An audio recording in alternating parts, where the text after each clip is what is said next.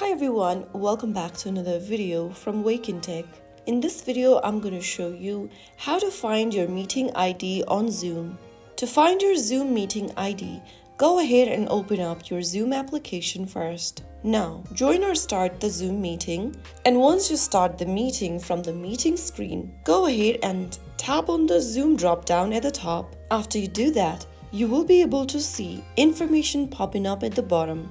You will see your meeting ID displayed with a string of numbers. There you will also be able to see your passcode, invite link, and so on. The meeting ID is what you share with others to join your Zoom call. Make sure to copy it correctly if you're inviting friends or teammates. And that's how you find your Zoom meeting ID in just a few taps or clicks. Super simple. If you found the video helpful, don't forget to like, share, and subscribe to our channel for more videos like this.